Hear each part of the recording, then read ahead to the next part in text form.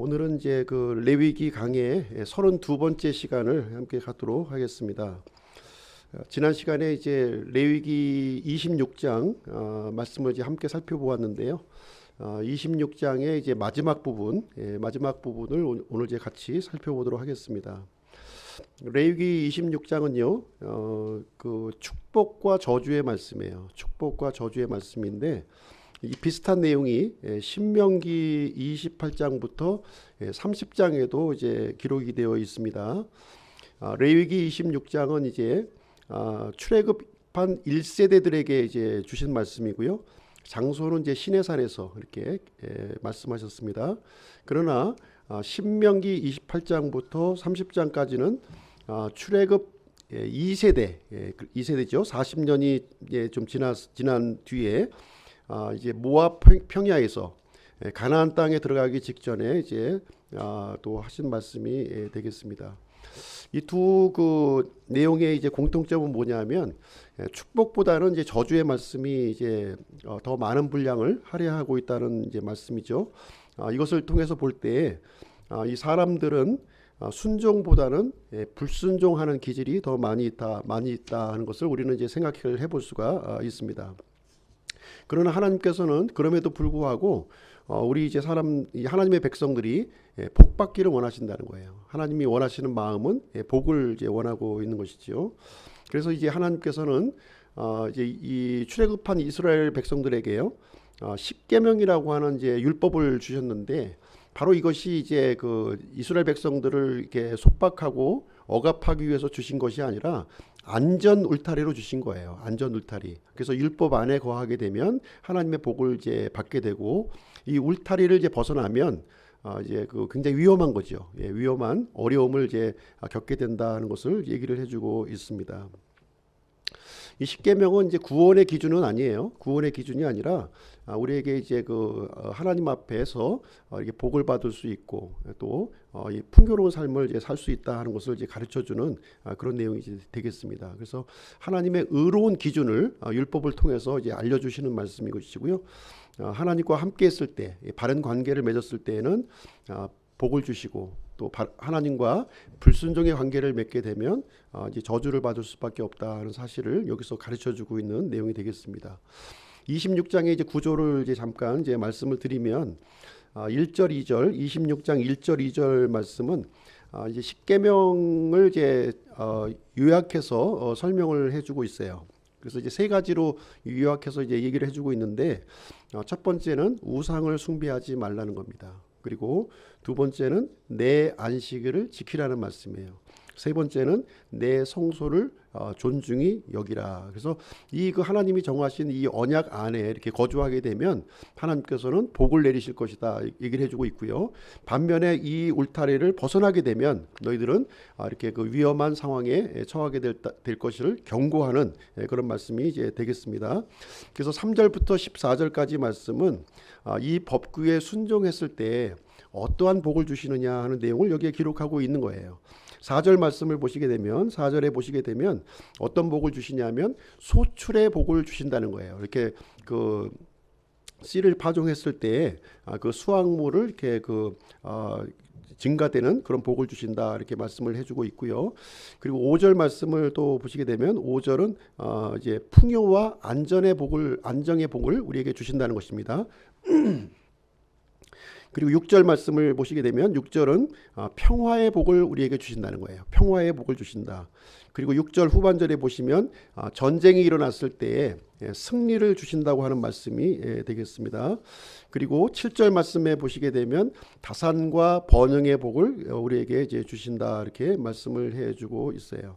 그래서 하나님의 이 그 율법, 이 테두리 안에 하나님과 바른 관계를 맺었을 때에는 하나님께서 이렇게 복으로 갚아주시겠다 이렇게 약속을 해주시고 있고요. 반면에 15절부터 39절까지 말씀은 이게 하나님의 이 법규를 이렇게 불순종하게 되면 너희들이 이제 위험에 처하게 된다 하는 것을 경고의 말씀으로 주시고 있는 것이죠. 18절부터 20절 말씀에 보시게 되면 어떤 그 위험에 처하게 되냐면 이렇게 그 씨를 뿌리고 이제 파종을 해도 땅이 소출하지 못하고 열매를 맺지 못하게 된다는 것을 얘기해주고 있습니다. 그리고 21절부터 22절을 보시게 되면 이 자녀의 수요와 이 가축의 수요를 이렇게 줄이신다는 거예요. 하나님께서. 이거 큰 재앙이죠. 인구가 감소가 되고 이런 가축들이 줄어든다고 하는 것은 큰 재앙이지 않을 수가 없습니다.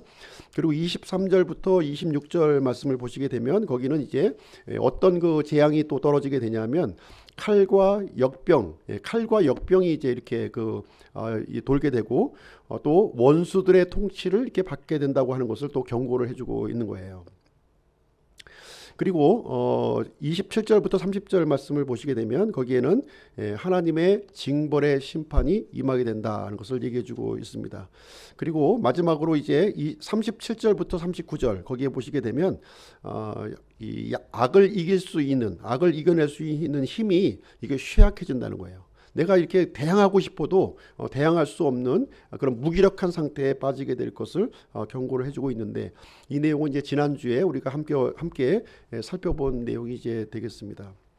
이 전체적인 문맥을 보시게 되면 하나님께서 이렇게 복을 주시기보다는 이렇게 그 저주를 선포하는 말씀인 것처럼 우리에게 보여지고 있는 것이죠. 그 이유는 뭐냐면 하나님의 이 법규를 이 사람들이 지킬 능력이 없다는 거예요. 온전하게 지킬 능력이 없다는 것을 얘기를 해주고 있습니다. 14절 15절을 한번 보시게 되면요. 14절 15절 그러나 너희가 내 말에 귀를 기울이지 아니하여 이 모든 명령을 행하지 아니하고 내 법규를 멸시하거나 너희 혼이 내 판단의 법도를 몹시 싫어하여 너희가 내 모든 명령을 행하지 아니하고 내 언약을 깨트릴진대, 이렇게 기록하고 있는데요. 여기에 보시면 모든 명령이라고 하는 단어가 반복해서 이렇게 기록이 되어 있는 거예요. 모든 명령을 지키지 아니하면 너희들이 위험에 처하게 된다는 것을 우리에게 이제 가르쳐 주고 있습니다. 그래서 우리 본질상 하나님의 이 율법을 온전하게 지킬 수 없는 그런 현실을 우리에게 이제 가르쳐 주고 있는 그런 말씀이 되겠습니다. 그러나 하나님께서는요, 비록 이스라엘 백성들이 율법을 지키지 못할지라도 위험에 처하게 될지라도 이것을 이제 다시 회복할 수 있는 대비책을 하나님께서 마련해 주셨다는 것을 지금 오늘 본문의 말씀을 이제 가르쳐 주고 있는 내용이 되겠습니다. 오늘 이제 40절부터 46절까지의 이 내용을 중심으로 해서 한번 말씀을 이제 드리도록 하겠습니다. 레위기 26장을 이렇게 보시면 굉장히 길죠. 지금 이제 46절까지 이제 기록이 되어 있는데 여기에 보시게 되면 반복되는 단어를 우리가 살펴볼 수가 있어요. 반복되는 단어가 무엇이냐면 언약이라고 하는 단어가 여기 계속 이제 반복되고 있는 거예요. 언약. 무려 8번이나 지금 이제 반복을 해서 해주고 있는데요.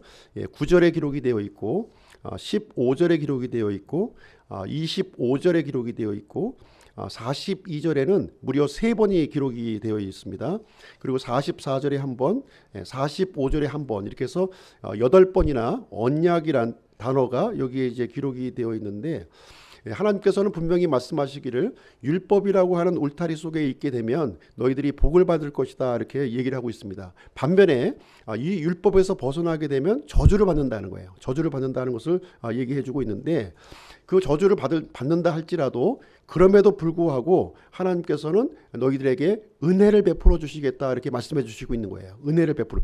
무엇을 기초로 한 은혜냐 하면은 언약을 기초로 한 은혜를 베풀어 주시겠다는 거예요. 그렇죠? 그 얘기를 해주고 있는 것입니다. 그래서 언약은 이제 어떤 언약을 여기서 얘기해주고 있냐면 아브라함과 맺은 그 언약을 지금 이제 얘기해주고 있는 거예요. 지금 하나님께서는 아브라함과 맺은 그 언약을 여기서 얘기해주고 있습니다. 42절을 한번 보실게요. 42절 말씀을 보시게 되면 내가 야곱과 맺은 내 언약과 그리고 또 이삭과 맺은 내 언약을 기억하고 아브라함과 맺은 내 언약도 기억하며 그 땅을 기억하리라, 이렇게 얘기를 해주고 있습니다. 여기에 보면 언약이라는 단어가 3번 반복해서 이렇게 기록이 되어 있는 것이죠.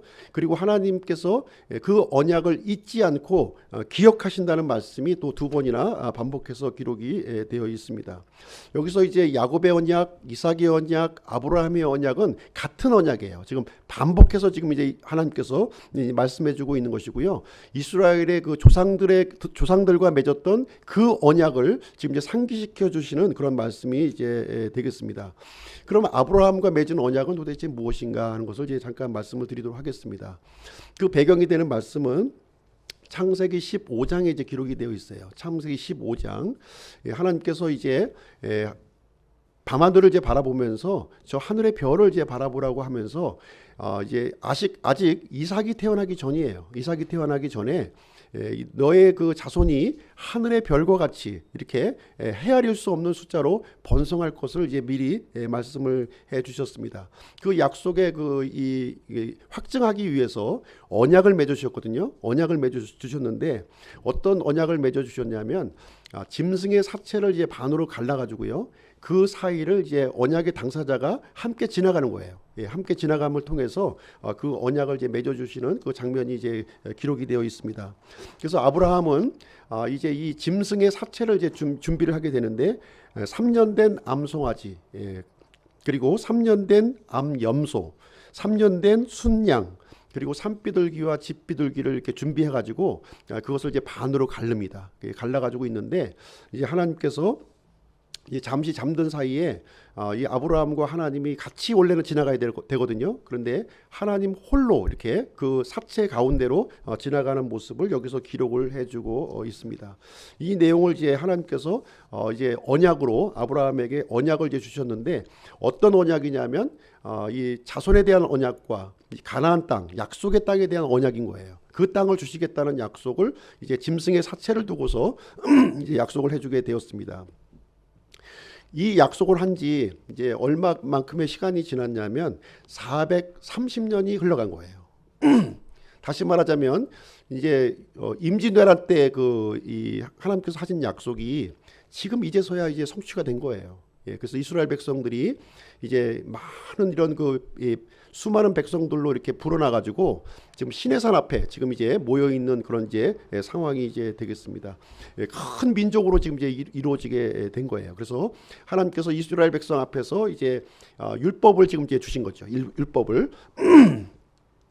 근데 율법이 이제 어떤 율법이냐면 이제 이 율법을 순종하면 너희들이 복을 받겠고 순종하지 않으면 저주를 받을 것이다 이렇게 말씀을 해주고 있는 거예요. 그래서 이제 이스라엘 백성들에게 이런 약속을 또 해주십니다. 레위기 26장 한번 보실게요. 레위기 26장 26장 12절 13절 한번 보겠습니다. 12절 13절 나는 너희 가운데서 걸으며 너희 하나님이 되고 너희는 내 백성이 되리라. 나는 너희를 이집트 땅에서 데리고 나와 너희가 그들의 노예가 되지 않게 한 주 너희 하나님이니라. 내가 너희 멍에의 매는 것을 깨트리고 너희로 하여금 똑바로 걷게 하였느니라. 이렇게 기록을 하고 주고 있습니다. 그래서 이제 하나님께서는요, 이 아브라함과 맺었던 이 430년 전에 맺었던 그 언약을 잊지 아니하시고 기억하시고 지금 이제 이집트의 노예로 있던 이 백성들을 끄집어내어서 지금 하나님의 백성으로 삼아 주시겠다고 하는 약속을 지금 이제 실현해주고 있는 그 내용이 여기에 이제 기록이 되어 있는 거예요. 그래서 그러면서 이제 이스라엘 백성들과 이제 율법을 지금 이제 제정해서 지금 있는 이런 상황이 이제 되겠습니다. 그래서 하나님께서 원하시는 것은 이 율법을 통해서 복 받는 민족이 되라는 거예요. 지금 이 율법을 통해서 저주를 위한 것이 아니라 복을 주시기 위해서 율법을 주셨다는 것을 여기에서 이제 말씀해 주고 있습니다. 그런데 이제 문제가 뭐냐면 이 사람들은 본성적으로 악하다는 것이죠. 죄가 많이 있기 때문에 율법을 지킬 수 없다는 데 좀 문제가 있는 거예요. 율법을 지킬 수 없는. 그래서 이제 하나님의 정해진 이 율법 안에 있으면 안전한데 이 벗어나는 일이 이제 발생한다는 거죠. 그랬을 때는 과연 어떻게 하면 좋겠느냐 하는 것이 이제 여기에 이제 기록된 내용이 이제 되겠습니다. 그래서 그 문제를 이제 해결책으로 지금 이제 마련해 주시는데 율법을 비록 너희들이 어기고 이것을 잘못 행했을지라도 하나님께서 다시 돌이킬 수 있는 그런 해결책을 하나님께서 마련해 주시겠다 이 얘기를 해주고 있는 거예요. 그 용서의 근거가 어디에 있냐면 아브라함과 맺은 언약, 이 야곱과 맺은 언약의 그 기초를 두고 있다. 이제 이 얘기를 해주고 있는 거예요. 무조건 잘못했다고 해서 용서해줄 이유는 하나님이 없으시잖아요. 그러나 율법을 어겼음에도 불구하고 다시 율법 안으로 돌아올 수 있는 그 근거를 마련해 주셨는데 바로 그 근거가 이 아브라함의 언약의 기초에서 너희들 다시 이렇게 다시 한번 기회를 줄 수 있는 그 기회를 허락해 주겠다 하는 것을 여기서 말씀해 주고 있는 것이 오늘 이제 본문의 내용이 이제 되겠습니다. 자, 40절 42절 한번 보실게요. 40절 42절. 40절에서 42절. 그들이 만일 자기들의 불법과 자기 조상들의 불법과 자기들이 나를 대적하며 범한 그 범법을 자백하고 또 그들이 나를 대적하여 걸음으로 나도 그들을 대적하여 걸었으며 또 그들의 원수들의 땅으로 끌려갔음을 자백하고 그때 자기들의 할례받지 않은 마음을 낮추어 자기들의 불법으로 인한 형벌을 수용하면 내가 야곱과 맺은 내 언약과 또 이삭과 맺은 내 언약을 기억하고 아브라함과 맺은 내 언약도 기억하며 그 땅을 기억하리라 이렇게 말씀을 해주고 있습니다. 우리가 이제 알다시피 이스라엘 백성들은 지금 이제 가나안 땅에 들어가서 이 시내산의 율법을 지키지 못했어요. 그렇죠? 예. 그 지키기를 하나님은 기대하셨지만 지키지 못하는 내용을 우리는 이제 보게 됩니다. 우상 숭배를 했고요. 이 가나안 그 민족들의 그 문화, 이 그 우상 문화를 이렇게 따라가는 그러한 일이 일어났습니다. 그래서 이제 그 북이스라엘은 주전 722년경에 이렇게 아시리아에 의해서 멸망을 당하게 되고요. 그리고 이제 남유다는 이 주전 586년에 바벨론 포로로 죄송합니다. 바벨론 포로로 이제 끌려가는 그런 일이 이제 발생하게 되었습니다. 그래서 예루살렘 성전이 완전히 파괴가 되었고 가나안 땅은 70년간 강제적으로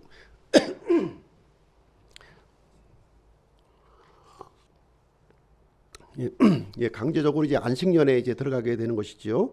그리고 이제 이스라엘 백성들은 우상의 본거지인 바벨론까지 끌려가서 이제 마귀의 노예가 되는 그런 일이 이제 발생하게 되었습니다.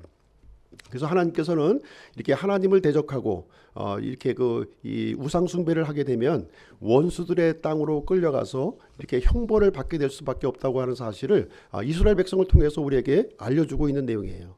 그럼에도 불구하고 하나님께서는 이 이스라엘 백성들을 이제 불쌍히 여기시고 다시 회복할 수 있는 그 기회를 이제 마련해 주신다 하는 것을 얘기해 주고 있어요. 그래서 오늘 본문 말씀을 보시게 되면 이제 이스라엘 백성들이 자신의 불법을 이렇게 자백하기만 하면 비록 율법을 어겼지만 지금 형벌을 받고 있지만 자신의 불법을 이렇게 자백하면 하나님께서 다시 받아주시겠다 이렇게 말씀을 해주고 있는 거예요.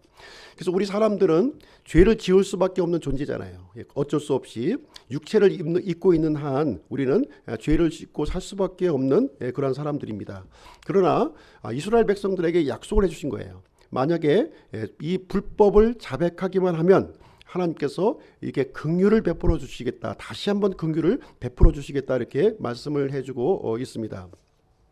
우리는 이제 탕자와 같은 그런 길을 걸어갈 수가 있습니다. 그렇죠? 예, 그렇지만 이 탕자가 자기 죄를 인정하고 돌이켰을 때 이 아버지로부터 용서를 이렇게 받은 것처럼 이스라엘 백성들이 이 불법을 자백하면 이제 용서를 해주시겠다 이렇게 약속을 해주고 있는 내용이 되겠습니다.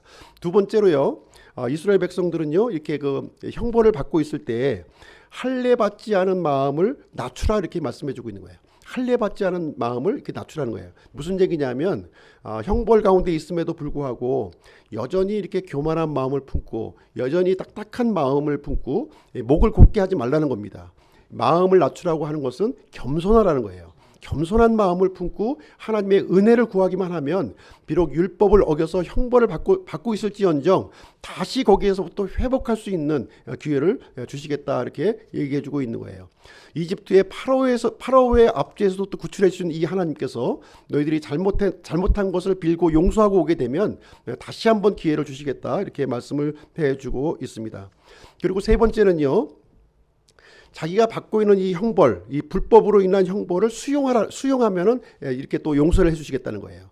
내가 이 받고 있는 이 형벌이 진짜 내가 잘못해서 하나님 앞에 죄를 지어서 내가 형벌을 받는구나 하고 이렇게 이게 이 불법을 수용하는 마음을 가지면 하나님이 또 용서해 주시겠다 이렇게 말씀을 해주고 있어요.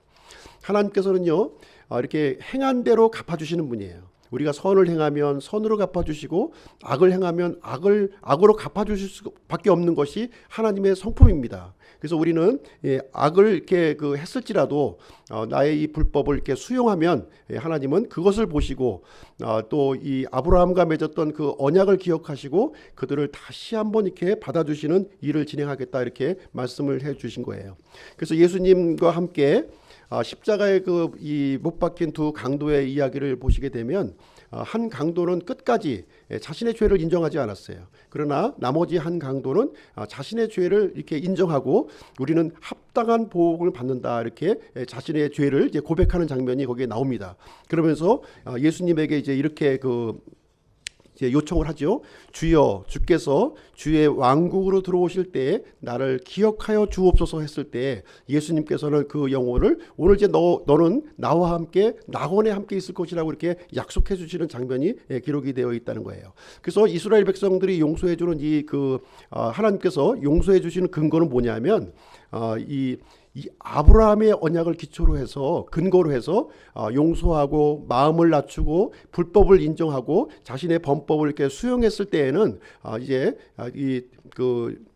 주님께서 이렇게 긍휼한 마음으로 받아주시겠다고 이렇게 약속을 해주는 장면이 여기에 기록이 되어 있는 것입니다. 그래서 멸망하는 사람의 이 특징을 보게 되면요, 어떤 사람들이 멸망을 하냐면 교만한 사람들이 멸망하는 거예요. 교만하는 사람들, 그리고 고집이 센 사람들, 그리고 마음이 딱한 사람들을 그리고 아무리 바른 소리를 해줘도 이렇게 듣지 않는 그런 사람들이 바로 멸망하는 거예요. 그러나 이렇게 자신이 이렇게 죄인인 것을 분명히 이렇게 인정하고요, 이렇게 하나님 앞에 긍휼한 마음을 요청했을 때에는 하나님은 이렇게 용서해 주시겠다 이렇게 약속을 해주고 있습니다. 그래서 42절 말씀을 보시면 그래서 이 말씀을 해주고 있는 거예요. 내가 야곱과 맺은 내 언약과 또 이삭과 맺은 내 언약을 기억하고 아브라함과 맺은 내 언약도 기억하며 그 땅을 기억하리라. 이렇게 얘기를 해주고 있는 것입니다. 율법을 어긴다면 구제받을 길이 없는 거예요. 법을 어겼는데 어떻게 구제를 받습니까? 당연히 형벌을 받아야 되는 것이 마땅한 것인데 돌이켜도 소용이 없는 거예요. 돌이켜도. 그러나 하나님께서는 이 아브라함의 언약, 그러니까 시내산 언약보다도 430년 전에 이제 이스라엘 백성들과 약속했던 그 약속을 기억해서 이제 이스라엘 백성들에게 그렇게 다시 한번 이렇게 포기하지 아니하시고 받아주실 것을 여기에서 얘기해주고 있습니다. 그래서 이스라엘 백성들이 이렇게 율법을 어겼음에도 불구하고 다시 하나님께로 돌아올 수 있는 이 근거가 어디에 마련되어 있냐면 아브라함의 언약에 지금 이제 맞춰져 있음을 하나님은 이제 상기를 해주고 있는 거예요. 그래서 비록 율법을 어겼어도 절대 포기하지 말라는 거예요. 절대 낙담하지 말라는 거예요. 이 아브라함의 언약을 이렇게 붙들고 나한테 잘못했다고 나오게 되면 내가 용서해주고 받아주고 이렇게 바른 길로 인도해 주시겠다고 이렇게 약속해 주시는 그런 내용이 이제 기록되고 있습니다.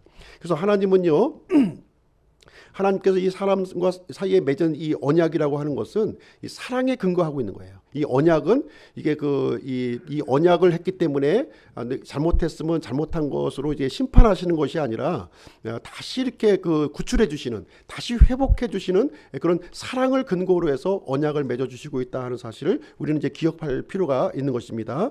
그래서 43절 한번 볼게요. 43절.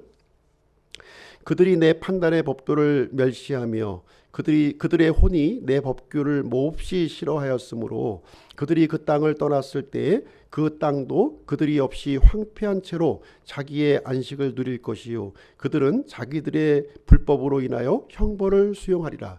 지금 이제 시내산 앞에서 지금 이제 하시는 말씀이에요, 하나님께서. 근데 이제 미래의 일을 지금 이제 염두에 두고 지금 이제 하시는 말씀이 되는 것이죠. 가나안 땅에 들어가서 이제 그 아시리아에게 멸망하고 바벨론 포로로 가는 것을 염두에 두고서 지금 이제 하시는 말씀이에요. 그 땅에 들어가서 이제 하나님의 법도를 싫어하고 하나님을 거부하고 하나님을 대적하고 포로로 끌려가는 그 상황을 염두에 두고서 지금 하시는 말씀이 이제 되겠습니다. 그래서 하나님께서는 자신을 대적하는 이 이스라엘 백성들을 하나님께서도 대적해서 이렇게 이제 갚아주신다는 거예요.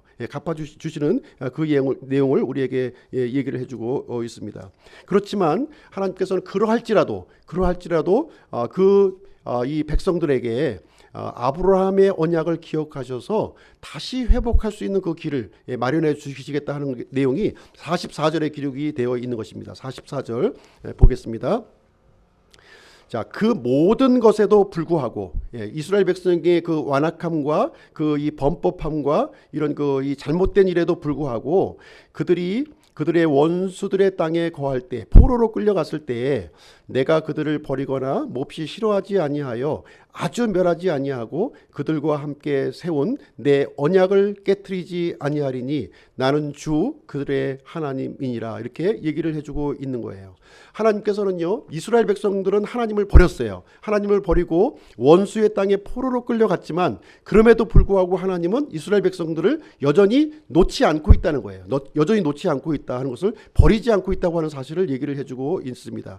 이스라엘 백성들을 내가 싫어하는 것이 아니라는 거예요. 싫어해서 너희들을 원수의 땅으로 끌려간 것이 아니라는 것입니다. 그것은 이스라엘 백성들이 자초한 일이었다는 거예요. 그럼에도 불구하고 이스라엘 백성들을 완전히 내가 멸망시키지 아니하고 오히려 내가 언약을 깨트리지 아니하고 언약을 지금 기억하고 있다 얘기해주고 있는 것입니다. 여전히 포로로 끌려갔음에도 불구하고 내가 이스라엘의 하나님으로 있다고 하는 사실을 여기서 이제 얘기를 해주고 있는 것입니다. 그래서 하나님께서는요, 우리가 어떠한 상황에 처한다 할지라도 하나님은 자신의 백성을 포기하지 않으신다는 거예요. 그렇죠? 포기하지 않으신다는 거예요. 우리를 버리지 아니하신다는 거예요. 그리고 이 언약을 절대로 이렇게 파기하지 아니하시고 우리를 어떻게 하든지 우리를 끌고 가시겠다고 하는 강력한 의지가 여기에 이제 드려져 있는 것입니다. 심지어 자신의 목숨까지 내어주시면서까지 이 불법한 이 이스라엘 백성들을 의로운 길로, 하나님의 백성의 길로 이끌겠다고 하는 하나님의 의지가 여기에 이제 담겨져 있다 하는 것을 볼 수가 있어요. 아브라함과 언약을 맺으실 때 찢어진 조각 사이로 하나님 혼자서 이렇게 지나가셨어요. 혼자. 이 언약을 지키지 아니하면 내가 죽겠다고 하는 그 약속이에요. 그 약속을 하나님은 신실하게 지키시고 끝까지 목숨을 걸고 이스라엘 백성과 지키시는 하나님의 모습을 우리는 이제 살펴볼 수가 있는 것이고요.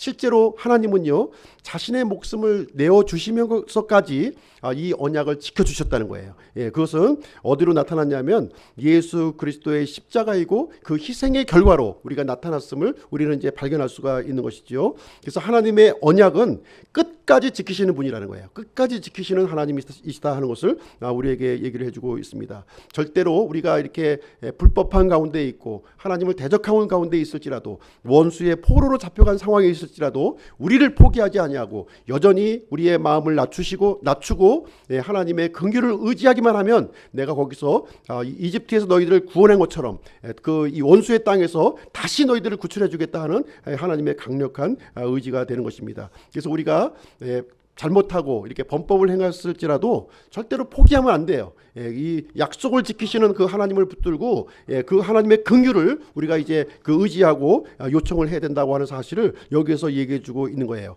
하나님은 신실하신 하나님이에요. 수백 년 동안 이렇게 그 지나왔음에도 불구하고 하나님은 이 선조들과 이렇게 맺었던 그 약속을 잊지 않으셨고 이집트 땅에서 이스라엘 백성들을 구출해 주셨어요.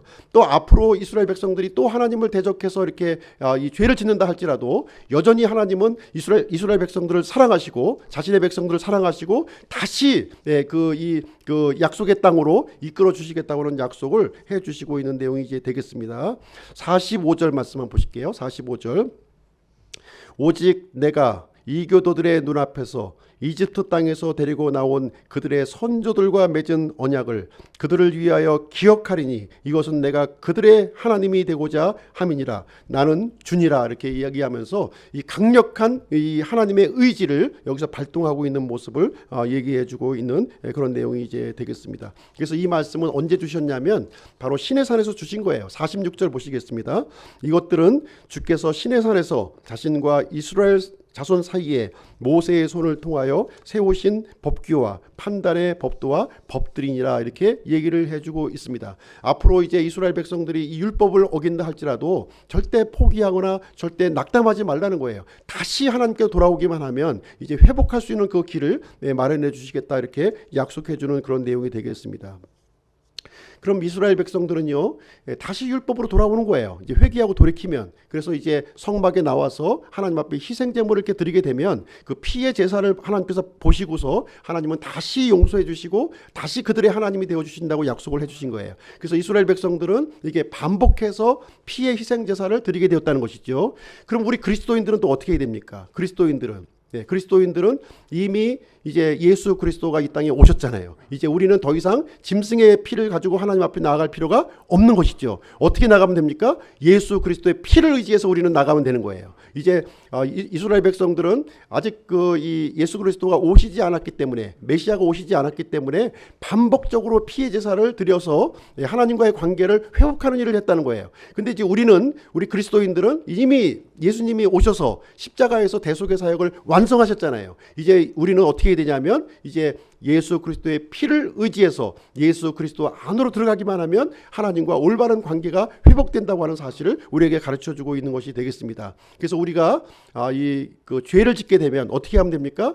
요한일서 1장 9절에 있는 것처럼 우리의 죄를 자백하면, 그렇죠? 우리의 죄들을 자백하면 그분께서는 신실하고 의로우사 우리의 죄들을 용서하여 주시며 모든 불의에서 우리를 깨끗게 해주신다고 이렇게 약속을 해주신 거예요. 그 약속의 말씀을 붙들고 하나님 앞에 우리의 죄를 인정하고 나가면 하나님께서 우리에게 이렇게 그 저주를 풀어주시고 우리에게 복된 자리를 약속해 주셨다, 이렇게 얘기를 해주고 있습니다.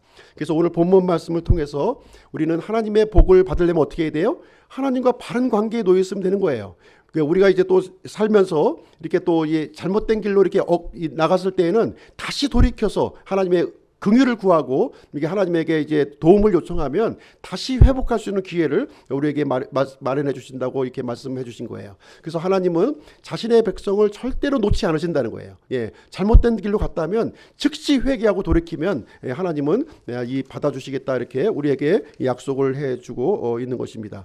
그래서 하나님의 언약은요, 이렇게 그 방향성이 있는 거예요. 방향성을 가지고, 무슨 방향성이냐면은 이제 그 이집트 노예 생활에서 이렇게 그 벗어나는 이 방향이 있다는 거예요. 하나님의 언약은 이집트 그 노예 생활에서 우리가 이제 벗어나는 방향이 있는 것이고요. 또 한 가지의 방향은 무엇이냐면 약속의 땅, 가나안 땅으로 가는 방향이 있는 거예요. 그래서 하나님의 언약은 우리가 죄를 짓는 이 언약이 아니라, 그렇죠? 이 원수의 이 속박에서 우리가 벗어나는 자유를 얻는 것이고, 이 가나안 땅으로 들어가는, 하나님과 올바른 관계로 들어가는 그 자유를 우리에게 약속해 주고 있는 그런 내용이 이제 되겠습니다. 그래서 하나님은요, 우리가 이제 물고기가 물에서 자유를 얻을 수 있는 것처럼 하나님과 바른 관계에 놓여 있으라는 거예요. 그렇죠?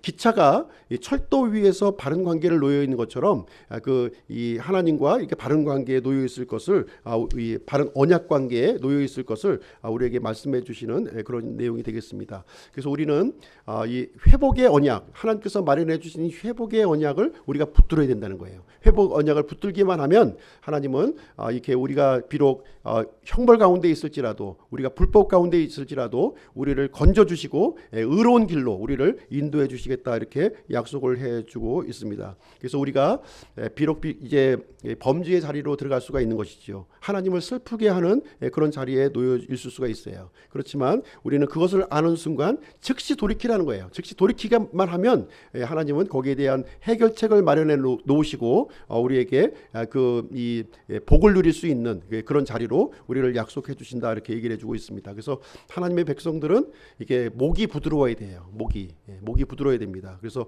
마음을 또 낮춰야 되는 것이고요. 그리고 내가 지은 그 잘못된 것들을 이렇게 인정하는 마음을 우리가 갖고 있어야 되는 거예요. 그래서 하나님의 말씀이 이렇게 들려졌을 때 이게 거부감을 갖지 아니하고, 이제는 우리 그리스도인들은 십자가의 은혜의 언약을 붙들기만 하면 하나님께서는 그 예수님의 피를 보시고 언제든지 우리를 용서해 주시겠다, 이렇게 약속을 해주고 있는 것입니다.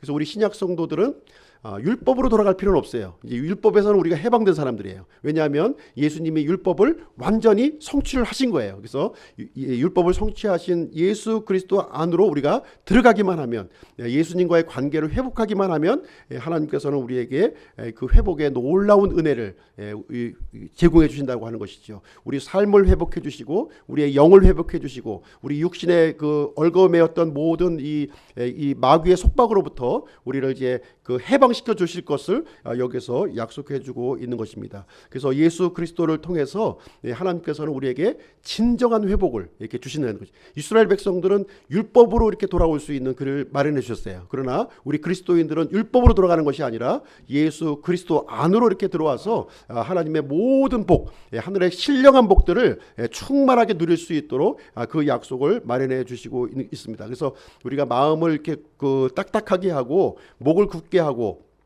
예수 그리스도에서 밖에서 우리가 있는 그런 것을 고집하지만 않으면, 예수 그리스도 안으로 들어오려고 하는 마음만 가지면 하나님은 이게 양팔을 벌리고 이 집 나간 탕자를 기다리는 아버지와 같이 우리를 이제 기다리고 계시다 하는 것을 얘기를 해주고 있는 것이고요. 이 언약의 기초, 이스라엘 백성의 언약의 기초는 아브라함 언약에 있는 것이고요. 우리 언약의 기초는 어디에 있습니까? 이 십자가의 언약에 있는 거예요. 십자가의 언약에. 이 십자가의 언약을 붙들기만 하면 하나님은 우리의 모든 삶을 이렇게 회복하시고 우리의 지경을 이렇게 풍성하게 넘쳐주신다, 이렇게 약속을 해주고 있는 내용이 되겠습니다. 그래서 언약을 기억하시는 하나님이시라는 거예요. 언약을 절대로 어기지 아니하시고 신실하게 지키시는 그 하나님이시기 때문에 그 하나님을 의지하고 인도를 받는 그런 길이 우리가 복받는 길이요, 하나님과 바른 그 관계에 놓여져 있는 길이라고 하는 사실을 우리에게 얘기해주고 있습니다. 그래서 하나님과 바른 관계를 누리시는 우리 기쁨교회 성도님들이 되시기를 주님의 이름으로 축복드립니다. 잠시 기도하는 시간을 갖도록 하겠습니다. 항상 우리에게 그 좋은 것을 주시길 원하시고 복받는 자리에 있기를 이제 원하시는 하나님의 마음을 우리가 깨달았습니다. 그래서 예수 그리스도의 피를 통해서 항상 하나님과 아름다운 관계, 이런 복된 관계가 계속 이어지는 그런 저희들이 되기를 간절히 원합니다. 한 1, 2분 정도 우리 함께 기도하시고요. 우리 이은복 형제님 마무리 기도하고 오늘 시간 마치도록 하겠습니다.